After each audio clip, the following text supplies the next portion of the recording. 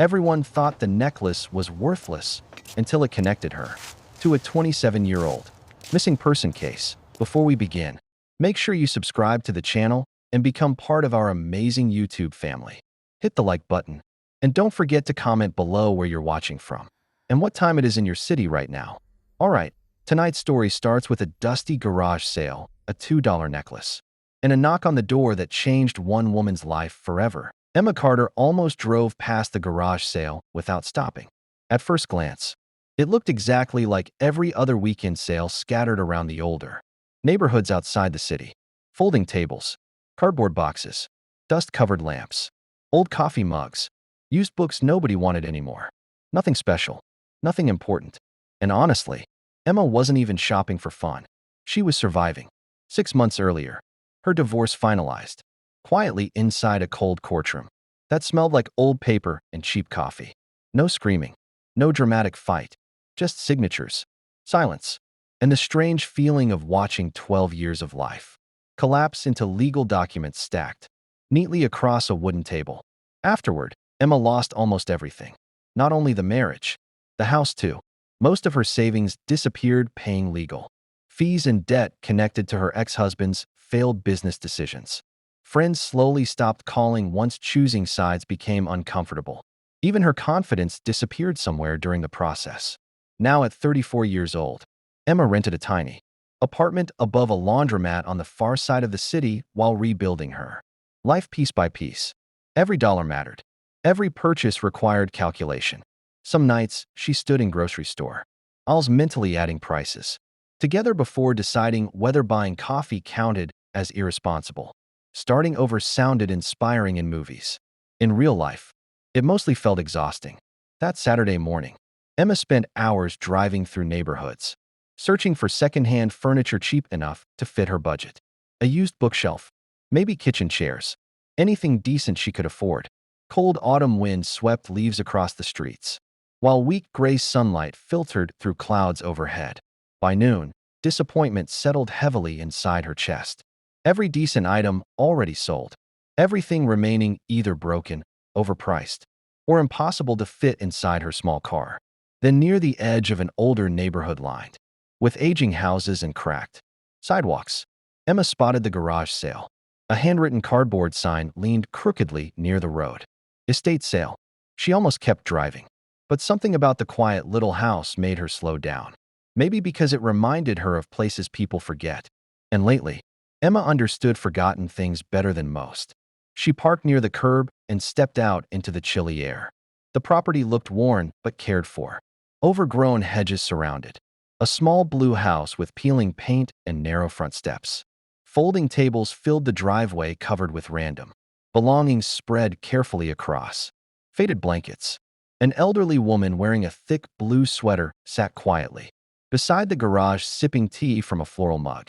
She looked gentle, tired somehow, but kind. "Morning," the woman said, softly when Emma approached. "Morning. Everything's cheap," the woman continued with a faint smile. "I'm clearing out my late brother's things." Emma nodded politely before browsing the tables slowly. Most items looked ordinary. Old dishes, picture frames, cookbooks, used tools, nothing valuable. Still, Emma took her time, not because she expected treasure, because she hated the feeling of rushing through abandoned pieces of someone's life. Every object on those tables once mattered to someone. That thought always stayed with her. While other people searched for bargains, Emma noticed stories. An old baseball glove softened by years of use. A stack of handwritten recipe cards tied carefully with ribbon. A cracked radio repaired multiple times instead of thrown away. People leave traces of themselves behind in quiet ways. Maybe that's why she stopped near the far corner table. Something small caught the light. A necklace. Simple gold chain. Green, emerald-colored pendant shaped like a teardrop. Not flashy. Not modern either. But strangely beautiful. Emma picked it up carefully. The pendant felt unexpectedly heavy in her palm. Older than it looked. Detailed enough that tiny engraved patterns lined the gold edges surrounding the stone. It carried the kind of craftsmanship people rarely make anymore. "You like that one?" the elderly woman asked from behind her. Emma nodded faintly. "It's beautiful." The woman smiled strangely at that response. Not proud, almost relieved. "How much?" Emma asked. "Oh, that old thing." The woman answered casually. $2.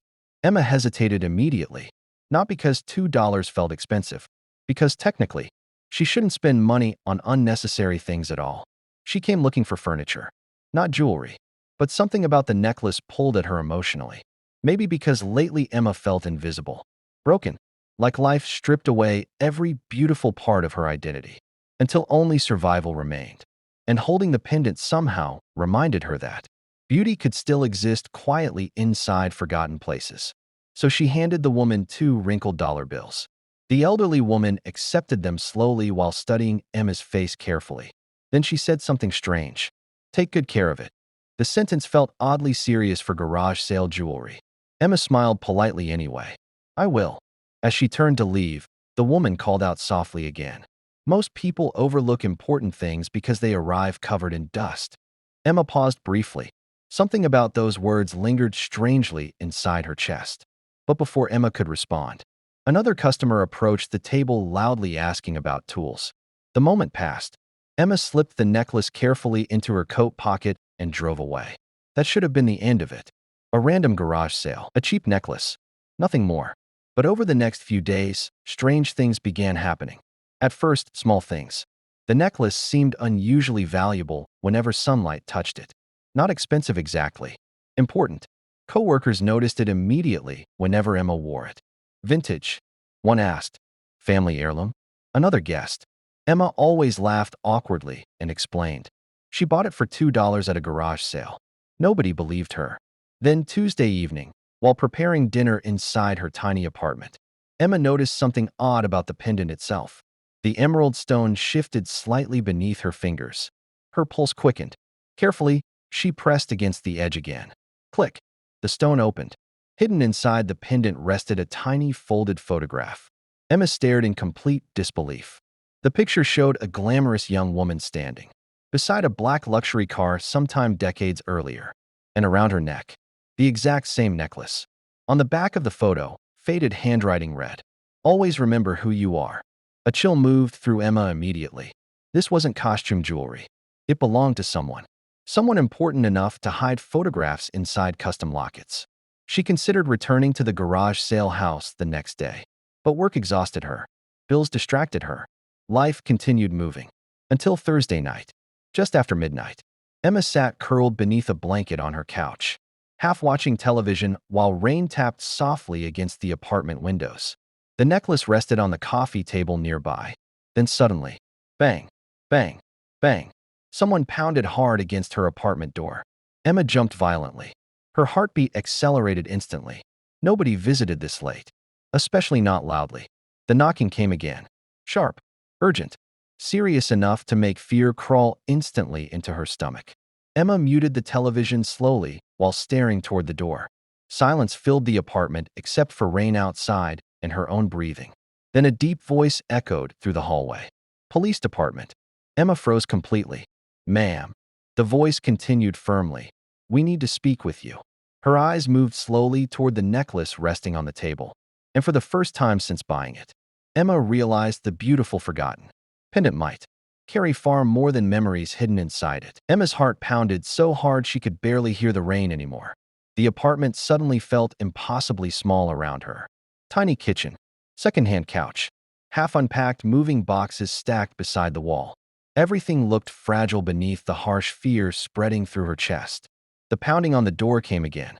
"Ma'am, please open the door." Emma swallowed hard before standing slowly from the couch.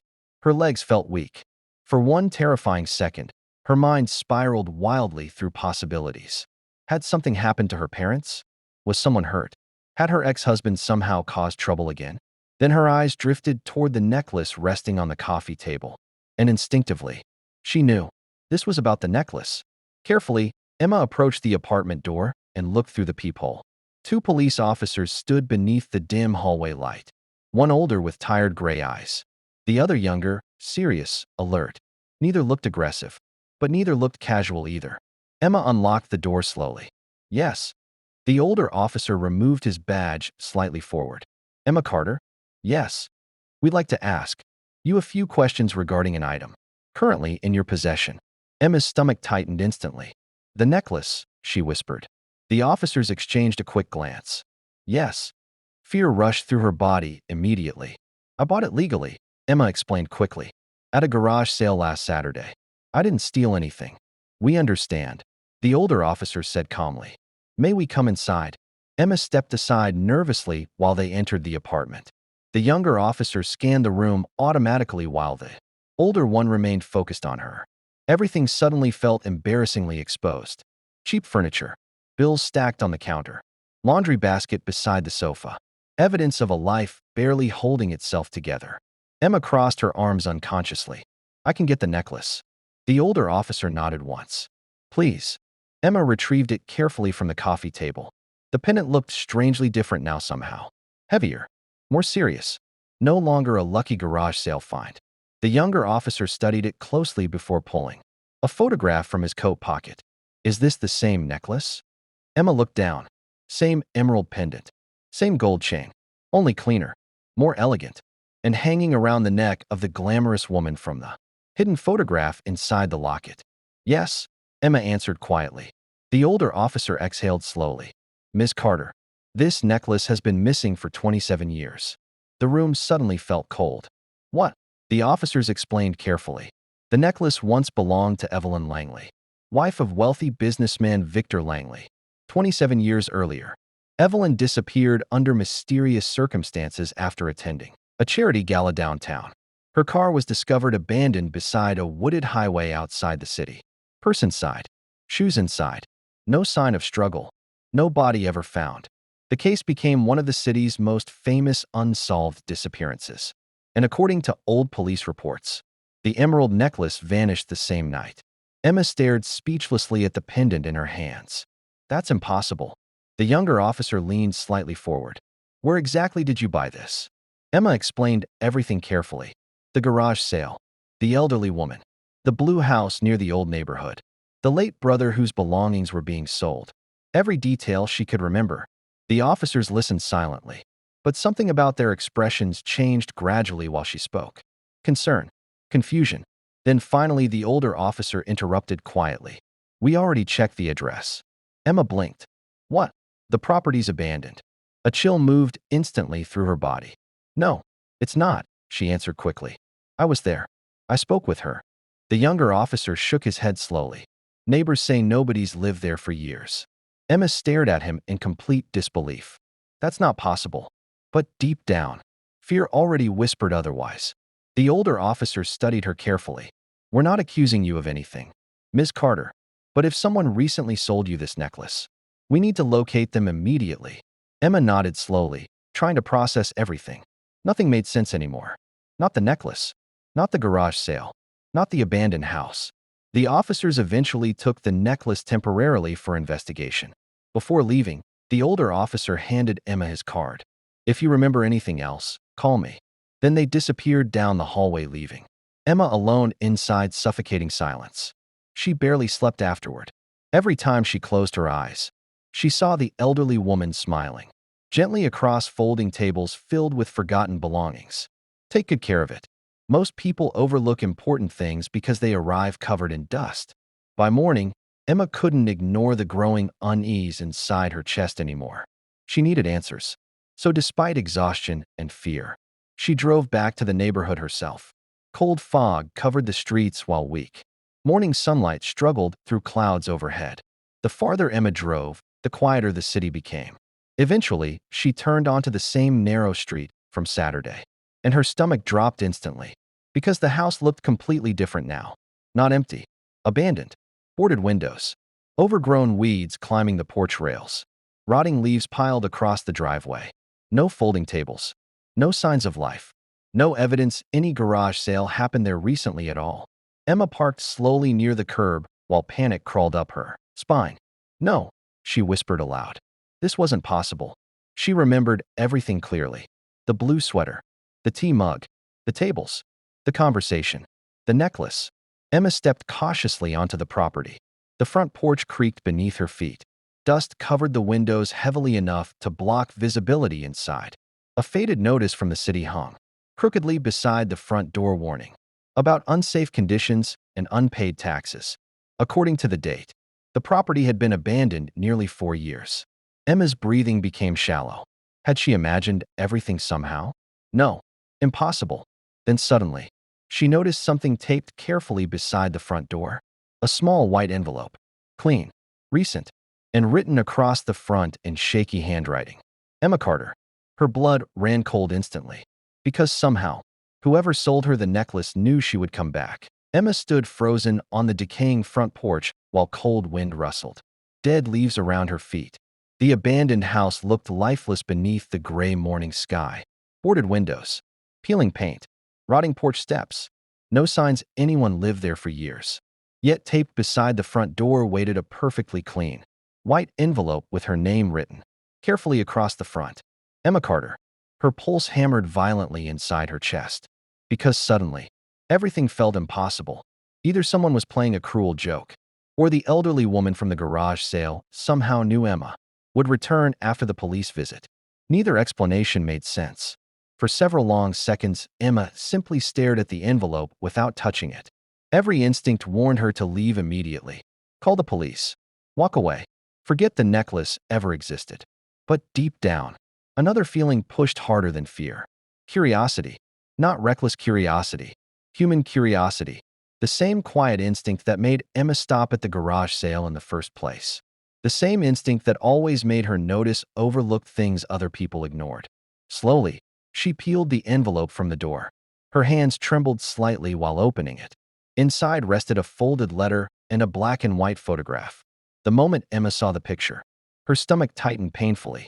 The glamorous woman from the hidden locket photo smiled beside a lake wearing the emerald necklace around her neck. Only this time she wasn't alone. Standing beside her, older but unmistakable, was the elderly woman from the garage sale. Emma's breathing stopped. The woman was real. Not imagined. Not mistaken. Real. With shaking fingers, Emma unfolded the letter carefully. If you are reading this, it began. Then I finally found someone kind enough to listen. The handwriting matched the name on the envelope. Small. Uneven. Tired somehow. Emma leaned weakly against the porch railing while reading. My name is Margaret Holloway. The letter continued. The woman in the photograph beside my sister, Evelyn. Emma's heartbeat quickened again. Sister. Not random stranger. Not collector. Family. The letter revealed the truth piece by piece. 27 years earlier, Evelyn Langley wasn't murdered. She escaped. Victor Langley's public image as a wealthy businessman and respected philanthropist hid years of emotional abuse and violence behind closed doors. Margaret discovered bruises first, then fear, then desperation. Eventually Evelyn confessed she believed Victor might kill her if she tried leaving openly. So together, the sisters planned her disappearance. On the night of the charity gala, Evelyn intentionally abandoned her car near the highway while Margaret secretly drove her out of the state under a different identity. The necklace disappeared because Evelyn carried it with her, not as jewelry, as proof of who she once was before fear consumed her life. Emma's eyes filled slowly with tears while reading further. For years, Margaret wrote, the world searched for a dead woman while my sister learned how to live again. Evelyn rebuilt her life quietly in another state under a different name. She never remarried, never returned publicly, never trusted easily again. But according to Margaret's letter, she finally found peace. Real peace. Not perfect happiness. Safety. Freedom. Simple ordinary things abuse steals from people slowly. Emma wiped tears from her face while cold wind swept through the abandoned yard around her. Because suddenly, this story no longer felt like mystery. It felt heartbreakingly human. The letter continued. Evelyn died 2 years ago from illness. Before she passed, she gave me the necklace and one final request. Emma swallowed hard. Tell the truth only when the right person finds it. For several seconds, Emma simply stared at those words. The right person? Why her? Why trust a complete stranger buying cheap jewelry at a garage sale? Then she read the next lines. I watched dozens of people approach those tables that morning, Margaret wrote. Most grabbed things carelessly. Most saw value only in price. But you treated forgotten belongings gently. You spoke kindly. You noticed sadness. Fresh tears blurred Emma's vision completely now. Because without realizing it, someone had been quietly seeing her too. Not her appearance. Not her struggles. Her heart. Margaret explained she chose Emma intentionally. Not randomly.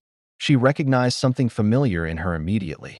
Loneliness, pain, survival.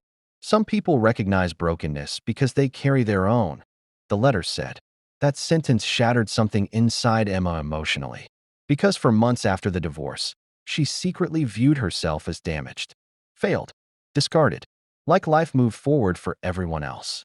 While she remained stuck sorting through emotional ruins nobody wanted anymore. But standing outside the abandoned house, holding proof that survival sometimes requires disappearing before rebuilding, Emma suddenly saw herself differently. Not broken, recovering. Margaret's letter included legal documents, medical records, and hidden statements verifying Evelyn's story. Enough evidence to finally close the case safely after decades of misunderstanding. But near the end, Margaret confessed one final truth. By the time Emma read the letter, Margaret herself would already be gone. Terminal illness, no remaining family, no desire for public attention. She only wanted her sister's story understood correctly before dying. Not as tragedy, as escape, as courage, as survival. At the very bottom of the letter, one final handwritten sentence appeared, shakier than the rest. Thank you for reminding me kindness still exists. Emma lowered the pages slowly while tears slipped silently down her face. The empty street blurred around her. Because somehow, a random garage sale changed far more than she ever expected. Weeks later, after police verified Margaret's documents completely, the famous disappearance case quietly closed. News stations exploded with coverage.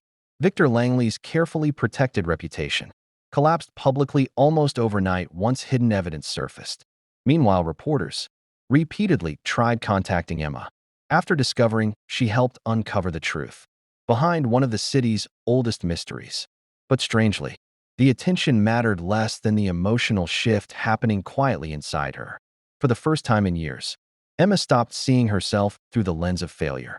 Margaret trusted her because she noticed humanity where others overlooked it, because she treated forgotten things carefully, because compassion still survived inside her despite everything life stripped away. That realization changed something fundamental. Months later, Emma still wore the emerald necklace often after police officially returned it to her. Not because it felt valuable, because it reminded her of something important. People survive impossible things quietly every day. And sometimes, the smallest unexpected moments become the beginning of entirely new lives. One rainy evening, Emma stood beside her apartment window watching city lights blur through falling rain while her fingers rested gently against the pendant around her neck. 6 months earlier, she believed her life ended with divorce papers and empty bank accounts. Now she understood something completely different. Starting over doesn't always begin with confidence. Sometimes it begins with grief, with loneliness, with walking through garage sales searching for cheap furniture. And sometimes, life changes forever the moment you decide not to walk past forgotten things.